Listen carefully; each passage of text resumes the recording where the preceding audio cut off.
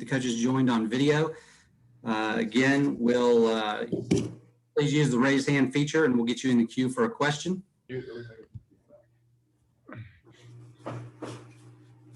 All right, so we are now joined by our two head coaches.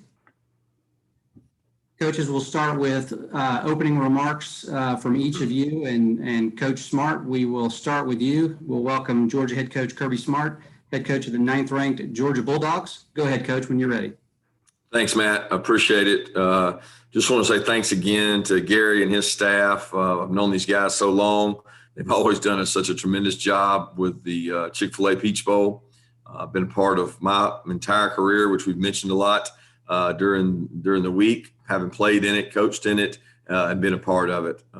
Still disappointed that both teams don't get to enjoy the city of Atlanta because as they do as fine a job as anybody in the country of entertaining your players during this week. And that's always kind of the culmination of a season is when you bring all those players together and they get to enjoy the sights and sounds and the venues and the food all over Atlanta. So I hate that. But our guys have had a good work week. It seems like it's kind of been a different bowl. We didn't get a lot of bowl practice before Christmas. But since the break, it's been unique that you're practicing kind of at your own location the entire time. It makes it more like a road game, because your prep is all at home, and then you get ready to go to the bowl site. But got a lot of respect for Luke and the Cincinnati football team. What a tremendous job they've done there. And the more and more you watch these guys, the more and more you understand why they win. They're really sound fundamentally, do really good things on offense, defense, and special teams. And like I've said over and over, the balance across the three main phases is as good as we've played. They just don't have holes and they don't have weaknesses. And anytime you got the number of seniors they got, it speaks volumes to their ability to retain players, but also to keep those guys engaged and have them develop and become good football players in their program. So we're excited, and we know we'll have a great turnout and ready to get to Mercedes-Benz. All right, thank you, Coach. All right, we'll now welcome head coach Luke Fickell of the 8th ranked Cincinnati Bearcats. Coach, go ahead with your opening remarks on the state of your team and getting ready to face Georgia. Well, thanks, Matt. Thanks, Gary.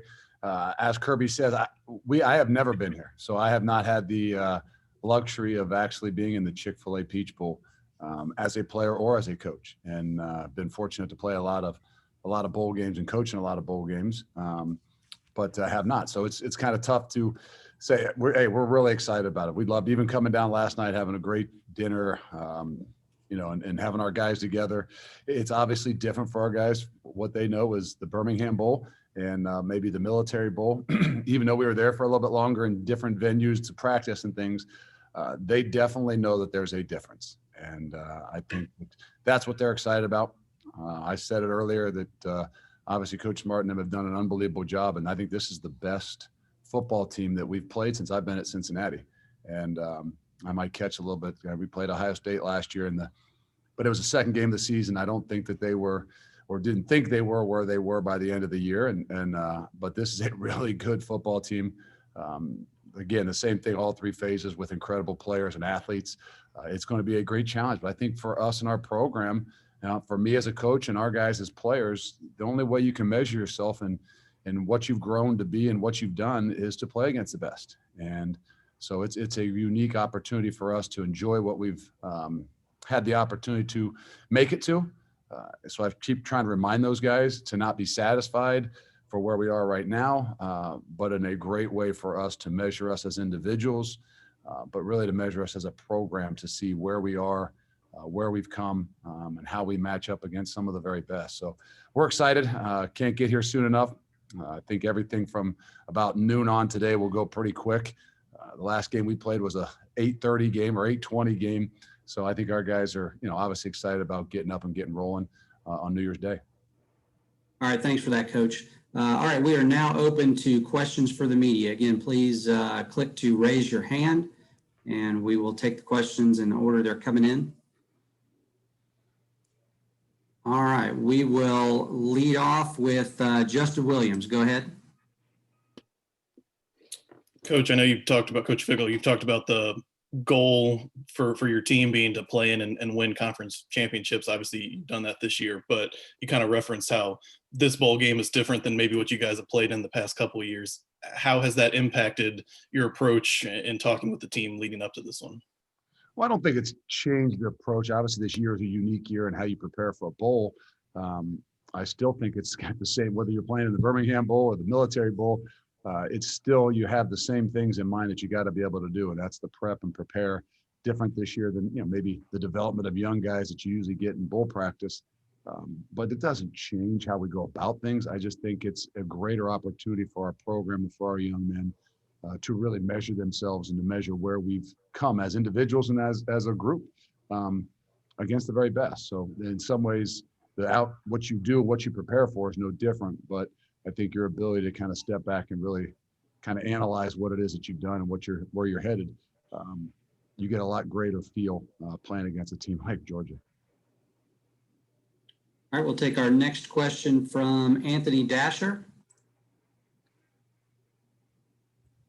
Hey, Coach. I just want to start by offering my condolences to for James Cook's dad, and I just want to ask me, how is James doing? Under these horrible circumstances, how has the team tried to rally around him? Well, he's not with us. It's really unfortunate. He got the news.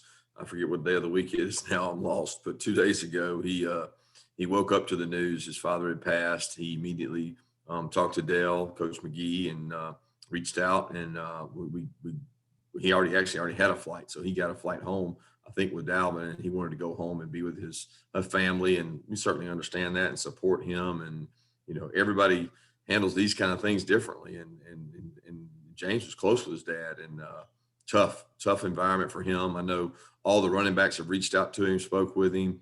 I've spoke with him a couple of times. He's dealing with it the best he can, and appreciates all the support of Dog Nation and all our fan base. And heart goes out for him because the timing of this. If you remember last year in the bowl game, he got hurt early in the game against Baylor and didn't get to finish out the game. So I know that he knows he's got a lot of football ahead of him, and football is going to be there for a long time. And this is a time for him to be with his family. And we certainly understand that as coaches and appreciate that. All right, we'll take our next question from Chip Towers of the AJC. Go ahead, Chip. Yeah, can you hear me? I apologize. I've been having internet issues, so if you address this already, I guess for both coaches, but Kirby, you expressed a lot of concern at the beginning of the week about COVID and everything. I guess at this point you've about exhausted all those tested and all that. Are you guys going to lose anybody as a result of it? And Coach Fickell, you too, will you have any players out as a result of this virus? Start with Coach Smart, please. Yeah, Chip, I haven't really addressed that all year. It's not something that I'm going to start addressing now. So, that's not the importance is our health and safety of our players, and the protocols that we have in place are there to protect not only our players, but Cincinnati's players. And I respect both conferences' policies. They've got their testing policies they follow. We've got our testing policies we've followed, and we follow those to this point. And the guys that are able to play will be out there to play, and the ones that won't, unfortunately, won't be able to play. But we've kind of dealt with this all year, and we don't disclose the stuff. All right, now Coach Fickell. Same thing. I think that the misconception sometimes is obviously we all have issues with COVID, and we're all battling through the tough times, but the things that happen because of COVID as well, that really add up. And I don't know that everybody kind of understands that. It's like only thing you think about is COVID, and there are a lot of things that happen on the back end, whether it's, you've missed practices, you've had time off, guys get, aren't as healthy. And it's not just their lungs, it's not just the virus, it's the things that happen from guys being off. So we're in the same boat. I mean, we leave that to the medical staff. I think that our travel has been really good. We've been really smart, and they've done a great job here at the hotel. So hopefully, as of now, we won't have much of any other issues, and us as coaches can kind of maybe take a couple deep breaths and know who we got. All right, we'll take our next question from Mike Griffith. Go ahead, Mike. Yeah, good morning, Kirby. You mentioned the other day the elasticity of 2020 wearing thin. And yet when we talk with your players and your assistants, most of them were saying, yeah, we wish we could play, more games this season.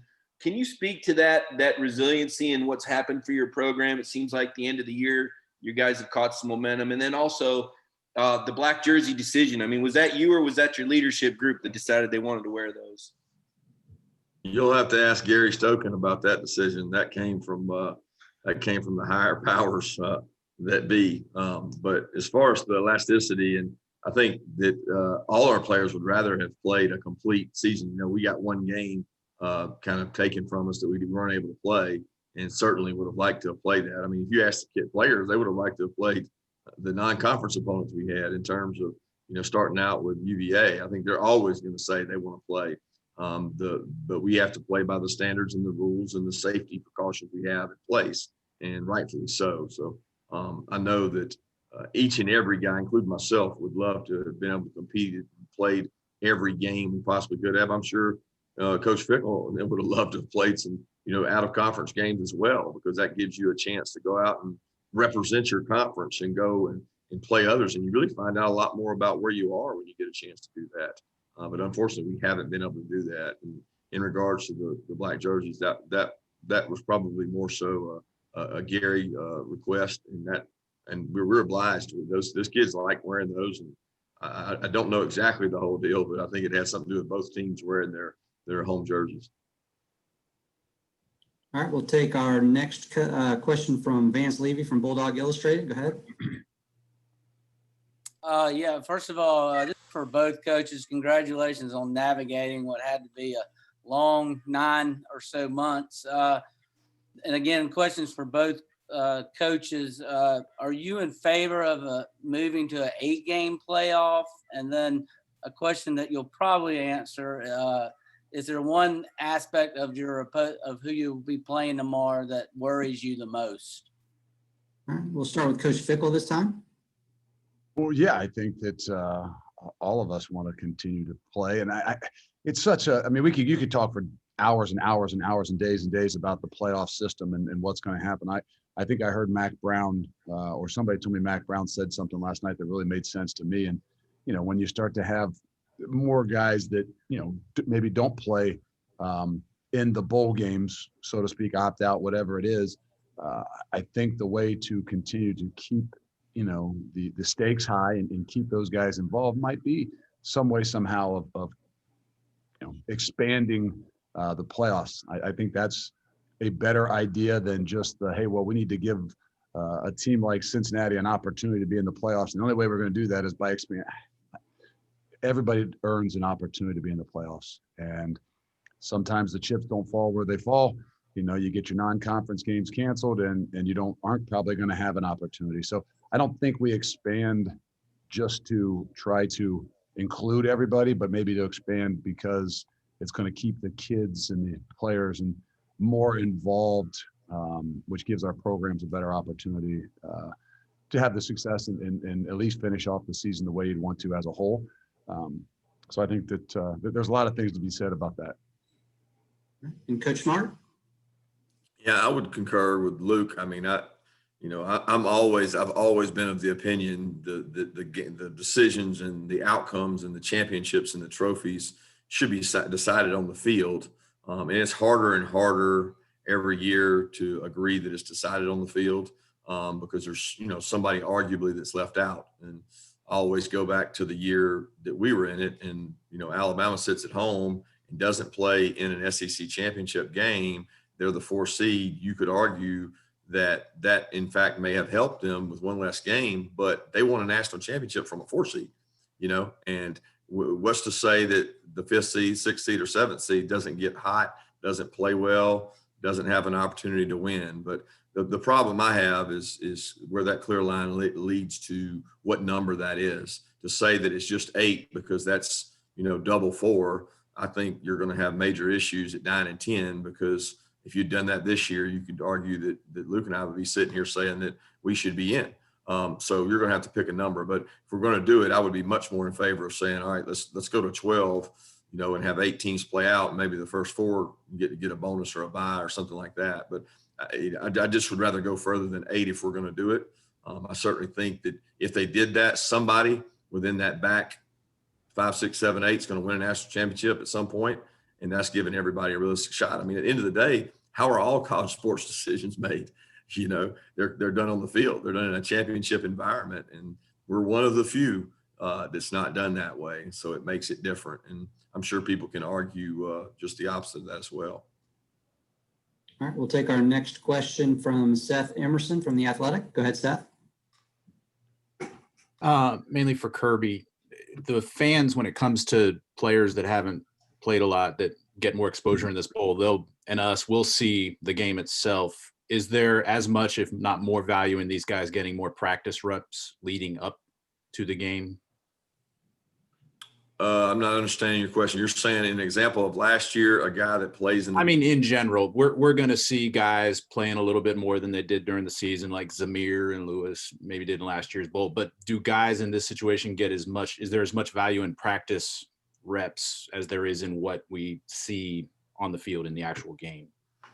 I don't think so, because those guys, like last year, you take Lewis and Zamir, they would have got a ton of practice reps in bowl practice last year. Okay, like we don't just practice the ones, obviously, right? We practice everybody, so they would have been with the twos, and they would have got a lot of reps, same amount of work. I mean, sometimes in bowl prep before we get ready for the game, we actually do more reps with the twos because the ones have had the body of work. They've played the most snaps. So in a traditional bowl year, we would double up on the 2s and 3s. They would get more work, okay?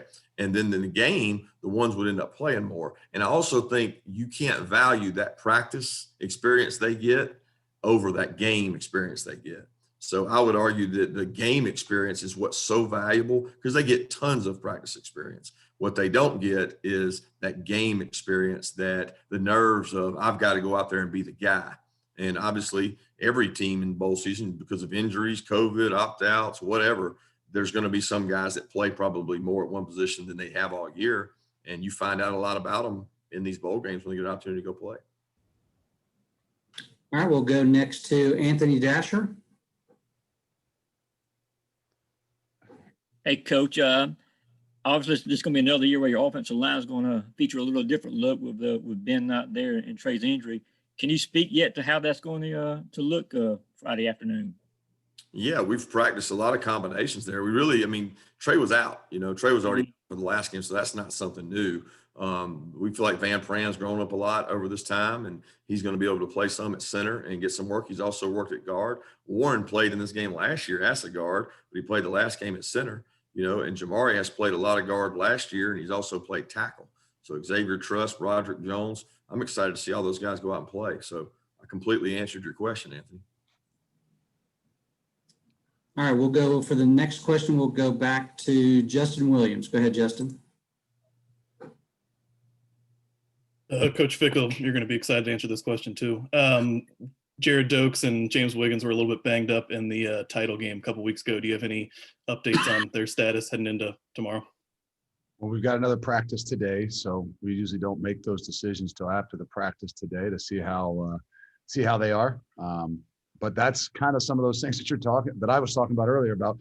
Everybody just talks about COVID, and there's a lot of other factors that even come along with maybe some of the COVID. James Wiggins coming back from COVID and being off for 14, 15 days. That's what we saw happen with him in the last game. So we don't know. I mean, we still got some time left, and we'll go out there and practice today and see who we've got. All right, we'll take our next question from Anthony Patterson. Go ahead, Anthony. Hey, Coach Kirby and Coach Luke. My question was for both of y'all. Just with 2020, how the season's played out with the pandemic, college football, and having to adjust. What lessons will both of your teams take from this season just moving forward, whether you win or lose?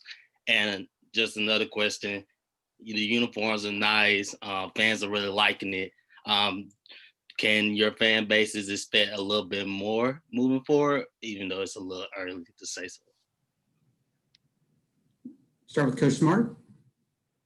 Yeah, the thing I would take from 2020 is mental agility. I mean, you just better be able to change. Walking on the practice field when you find out so-and-so's out, the next guy's got to bump up and he had all the reps and the other guy's got to take them. And you literally found out at flex because it took them, 27 hours to get the test results back. You better be able to adapt and change rapidly and never, ever, ever, ever, ever give up. You know what I mean? Like, don't quit on it. Just keep fighting, keep pushing through, because we're teaching our kids some valuable lessons. There's a lot of people in the world today, in America today, that have, I'm not going to say use COVID, maybe use the pandemic to maybe do less. These kids have actually done more. Okay. They've done more through the pandemic because they had to work twice as hard to stay available. They had to practice twice some weeks, meaning practice for Missouri once, practice for Missouri again, practice for Vandy once, practice for Vandy again, practice longer. So the fact I'm proud of is I had to work twice as hard, and I did. I didn't take the easy road and just say, it'd be easy just to say, let me stay home and avoid some of these things. I was really proud of them for doing that. Then as far as the uniforms, I mean, I'm one that I don't really get into the uniforms. The players do, the recruits do. So I like listening to my players when it comes to that. But a lot of our design came from Nike, and they come up with the ideas, and then we say whether or not we're going to jump on board with it. But I don't like distractions and things like that. If it's important to the players, I like for them to know beforehand. I'm not big into surprises in the locker room. All right. And now from Coach Fickell, please. I would go right along with Coach Smart. For us as a coaching staff, for me as a coach, I think the ability to improvise, adapt, continue to overcome, never too high, never too low, with all the interruptions that you've had to deal with this year, starting all the way back from last March, of time off and the balance between your players as you come back, and your ability to kind of understand the situations. We were in camp when the Big Ten and the Pac-12 canceled, and your ability to manage the emotions of our kids, the ups and the downs, I think was something that I don't think any of us as coaches will ever forget, and hopefully we all learn from. I think for our kids in general, as well as the coaches too, I think that you find out a lot more about yourself in these kinds of times. And the high-end people, the high-end kids, obviously deal with these things a lot better because they're more disciplined in what they do. So I think it has, kind of exposed or helped in a lot of ways. I told our guys as we got going, I said, this year, this 6-7 months, can be a real benefit to all of us, for you guys in particular, as younger 18 to 22-year-olds, for the rest of your life, if you can learn and handle and manage all the things that we're going to go through. And you don't really know what you're made of until you're thrown in some of those situations. And that's what I'm so excited about for our guys, is to see them make a decision in camp to continue to push forward, not knowing what's at the other end, whether it's going to be a bowl game or even a season, or a good season or a bad season, and to continue to keep their heads on straight, keep pushing, keep grinding, keep going through camp. We went through camp at a normal time and came back and had over almost 3.5 weeks until our first game. So the decisions they made, the ability to kind of handle it, has told me a lot about them, and I know it'll be, benefit them in the long run to whatever it is that they do. All right. Thanks, Coach. We'll take our next question from Mark Weiser from the Athens Banner. Hey, this is for Kirby. I wanted to ask about how many early enrollees have practiced with you on campus already, and I wondered your impressions, if a few may have caught your eye in practice in terms of getting to see them up close in that setting for the first time. Mark, I wouldn't single anybody out of that group. I can't remember. I called them up yesterday, was their last practice, and I talked to them, and I don't even know exactly. I would guess and say 9, maybe 8 or 9. So I think we had 3 DBs, a linebacker, 2 O-linemen, receiver, and a running back. So whatever number that is, maybe. But they all did a tremendous job. I mean, you talk about an intimidating environment. I'm walking in, and most of these kids, they usually come where they been on official visits and they know guys and they hung out with guys. I mean, literally, it'd be the first time I've seen some of them face to face, other than maybe 9th or 10th grade in camp. I haven't seen them. I'm worried about not even recognizing them. So they're out at practice, and they did a tremendous job jumping in. They were able to help us with our numbers being down. We were able to really help ourselves. And I guess I left out D-line. We had a couple D-line there too. So they were really able to help us out in terms of practice and depth and give us a good look. So it's always exciting to get those guys out there. Thanks. All right, we'll take our next question from Roddy Nabolsi. Go ahead, Roddy. This is for both coaches. After Friday's game, you'll be looking towards the 2021 roster. The transfer portal is new to a lot of fans, media, and coaches. We don't quite understand how you guys handle it. Can you give us some insight into how each staff monitors the transfer portal? How who's watching it? How do you reach out to the kids, and how many kids have already reached out to you?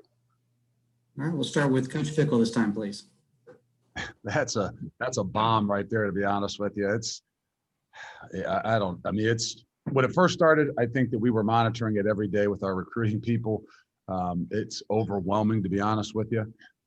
Now, as we've gone, we're in our 4th year in our program. It's not a big way we want to build our program. I'm not saying we don't still monitor it and look at it. We use it in a way that obviously can better our program. And a lot of those guys that we have taken maybe via the transfer portal in the last couple of years are guys that are coming back home. So somebody that we've known for quite a while, we recruited coming out of high school, we've got a relationship with at one point in time, because like anything, there's a lot of, you think it might look better, but the reality is it's not always the case. And then you always got to worry about your guys too. I think that I'm not a big fan of it, to be honest with you.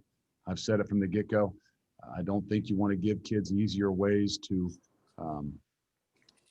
take the easy route, where they can throw their name in something and think it's going to be easier if they go from, Georgia to Cincinnati or, whatever. And so I think it's a balance in a lot of ways. And I know we don't want to build our program that way, but all of us are going to use it maybe specifically on something they might need. All right, now Coach Smart, please. Yeah, I would just say ditto, because I'll be honest, he said everything that I would want to say. The only thing I would say is we don't have to monitor it because you guys do so hard that every time somebody goes in it, you write an article. So we don't have to monitor. You guys do it for us. So as soon as somebody's in it, we know.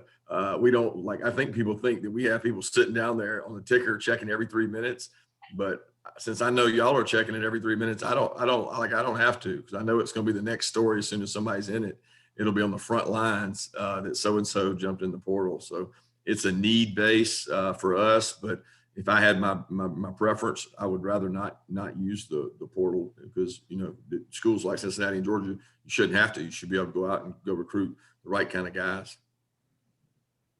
All right, we'll go next back to Vance Levy. Yeah, again, for both coaches, this will go down as the year of the virtual meeting and Zoom. Can you talk a little bit about both the advantages of what Zoom and virtual has brought you guys, and also the disadvantages? I guess the advantages for us would be you might save a little time gathering together, staff meetings. We still do most of our meetings by Zoom, and we have 1 or 2 staff meetings a week where we're all together. But to cut down risk and people being in closed spaces for long amounts of time, we do a lot of stuff by Zoom that we would have never done before. So I would say the efficiency that a coach that might be in an academic meeting, he's working on a script because they're not talking about his players. Now he's sitting on a Zoom. He's able to do what he's got to do and not have to sit in a meeting away from his office. He can be at his desk in his office, multitasking. So that can be an advantage. It can also be a disadvantage if it's a distraction for you. But obviously in recruiting, it's very different, but you can communicate. And I probably never would have gone face-to-face with as many prospects via Zoom if I knew that they were coming to my campus. Now, I'm sitting there going, well, I get to see them face-to-face anytime I want, whether it's by FaceTime or by Zoom. So you start to use those things more often, but that's the biggest difference for us. Okay. Coach Fickell, please. I would say no benefit other than I become a little bit more tech savvy. And I don't know if that's a benefit. I got young kids at home that they can, if I need something done, they can teach me how to do it. But I don't like it. Obviously it's a means for what we have to do this year. So it's made us improvise. If anything, it's made us learn how to adapt. But we love to be face-to-face. To have a meeting where you can't look a guy in the eye and get a response is very, very difficult. And we've had to do it. We've had to manage it. But we've done a better job at finding ways to still keep us together, whether they're in big spaces, which isn't as good either.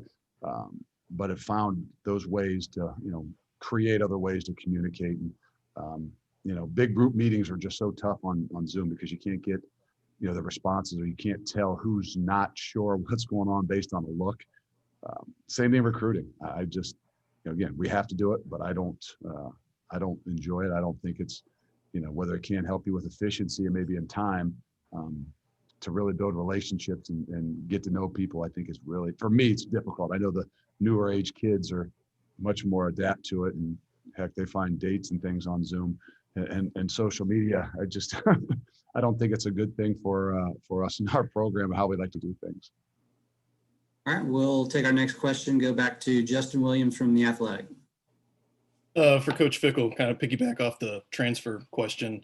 I know you don't like the term Power Five, and I know you guys have obviously played. So why do you keep saying it? Just to bother you, right, apparently. okay. And I know you guys have played some Power Five non-conference games, obviously, but in a game like this, specifically on offense, is there any impact or benefit from guys like Jerome, James Hudson, Michael Young being in this game, obviously coming from some top tier programs? Well, I think they got a better grasp of what they're going to see. And, anybody that says there isn't a bit of a difference, probably doesn't know college football as well. And there is still a difference in what I call the blue bloods in the top end and all the others, whether they're whatever conference they're in. So I think in some ways, yeah, it does. I mean, James Hudson, obviously at Michigan, and Michael Young at Notre Dame, I think they have a good grasp of playing against those guys. So I think maybe they can give some insight, but I don't know that it's, going to be that much different. We played, which is a great opportunity for us. We played Ohio State last year, which I think gives us a little bit better indication of the type of players that we're going to see. Whether it's the transfer guys or the guys within our program, it's not hard to turn on the film and have an idea of what it is that you're looking at that might be a lot different than what you've seen most of the year. But that's what you love. If you're a competitor, what more could you ask for than to be able to measure yourself against the best? And that's what you challenge them for. All right, we've got time for a few more. So if you have a question, please raise your hand and get in the queue. We'll go next to Seth Emerson. Go ahead, Seth. For both coaches, I know this has been such an exhausting year. Do you know what you're doing after this game? Are you sending your players home for a while, or do you not want to risk that? And do you guys have any feel for what the next few months is going to look like in terms of an attempt to get back to normalcy, or is it too hard to predict? Start with Coach Smart this time, please. Well, I've got booked plans to go see juniors, seniors. I mean, I'm going to visit with guys on our roster, so it never stops, Seth. I mean, you know that as well as anybody. It's not, it's just the beginning of the next. So there won't be any time off in terms of that for us as a staff, because our 2021 team will be shaped, from the minute this game ends, it starts taking shape. Probably the second it ends, it begins to take shape. So we'll be visiting with guys, sharing time with their family, sharing information, making sure they can make good decisions in what they do.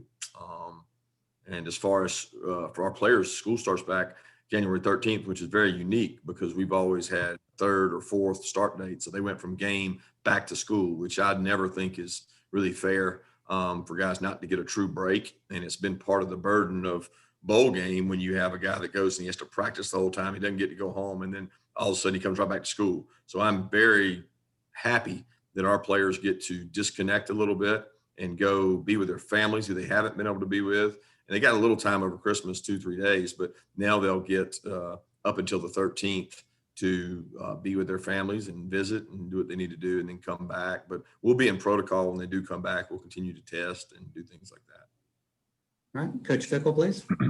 Very similar. I think that for our guys, knowing that they have an opportunity to go home, we start back on the 11th. So we'll get all of them back to campus. The idea is the 10th. There still could be some things virtual. I mean, we got a guy that lives in Germany, is from Germany, so we're going to allow him to go home for 2 weeks. But it is a good opportunity for those guys that have been here haven't really gone home, haven't really probably seen their families much at all, to have at least hopefully 9-10 days to be able to leave. For us as coaches, obviously you've got a list of plans of what you got to do. For the first time, I think we maybe have to do a little bit like what Coach Smart's got to do, and got to go visit with a few of our juniors just to see where they are and what they want to do. And the unique thing is I'm going to be visiting and going around and visiting with probably a few of our senior families as well, because of, some of the opportunities that they might have, which is going to keep us, probably a bit busy. I'm going to try to do it as much as myself to try to give, hopefully some of these other guys an opportunity to get reacquainted with their families a little bit and decompress. We've got plans, the same thing. We don't know how it's going to look and what's going to happen, but our plans are to get rolling back again on the 11th at building this team and this program for the following season. And, I know they'll be different. I know it'll look a little different. I know there'll be some different protocols. And I think after a year like this, I know that we'll do some things a little bit different as well with the older guys as opposed to the young guys, because we got a long way to still go, especially with the young guys in our program, because we're going to lose a lot of really good seniors. All right, we've got time for 2 more questions. We'll go next to Charles Odom, and then we'll finish up with Chad Brendel. Go ahead, Charles. I hope I'm not breaking protocol here by asking to sneak in a question to Gary, but since Kirby said that you had input on the jerseys, I am guessing that had to do with TV. But can you comment on how that worked out? Kirby is too kind to me and giving me way too much credit. I know the Georgia Bulldogs had the opportunity to wear the uniforms they wanted. I've always professed to coaches and ADs in our kickoff games and bowl games, I just think the field looks great when you got both teams wearing colored uniforms. Looks great on TV, looks great on the field, but at the end of the day, both Coach Fickell and Coach Smart made their decisions on their uniforms. I guess I should say it was brought to me in a light that it was encouraged to be colored, and I'm assuming that we both couldn't be in red, so therefore somebody couldn't be in red. So that's the way it was presented to me. It wasn't a narrative where we died to wear black. It was more we had to wear one of our 2 dark colors, and that only gave us 2 options. And I'm a lot we have the best Kirby. Looking field on. I'm a lot like Kirby too. I find out when they do the reveal. TV.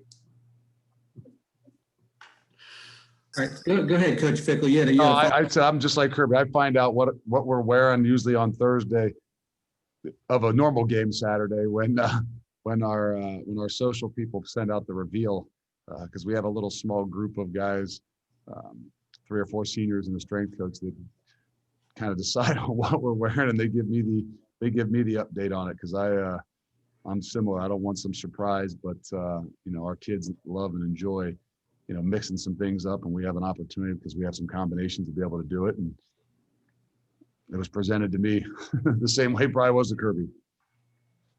All right, we'll take our final question from Chad Brendel from the Bearcat Journal. Go ahead, Chad. Coach, you've mentioned the Ohio State game a couple times. How do you use that with these guys to say, maybe it didn't happen the way we wanted it to that day in Columbus, but this is just as good a team, and it allows us a chance to prove ourselves again on that type of stage? It's always a measuring stick. And I think this year, obviously being unique and the bowl game being unique, it's not as much of a bowl game experience, and unfortunate for our guys. So the experience is, hey, if you're a competitor, you get an incredible experience. If you were really excited about, we're missing out on some things that we could have done here in Atlanta and seen, which I feel bad for those guys, but the ultimately, if you are a competitor, you get an incredible experience of playing against the very best. And we had an opportunity last year to measure ourselves against some of the very best, and didn't do as well. So hopefully we learned as coaches and as players, there's some things you got to do a lot better when you're playing against the best. And all those experiences give us an opportunity, hopefully, to grow. And we'll find out if we did. All right, that'll wrap it up. Coaches, we thank you very much for your time. We appreciate it. Well done today. We're certainly excited and looking forward to a great and incredible game tomorrow. We wish you the best in your final day of preparation, and we'll see you in the stadium tomorrow. Thank you, guys. Thanks, Matt. Everyone. Thanks, Coach.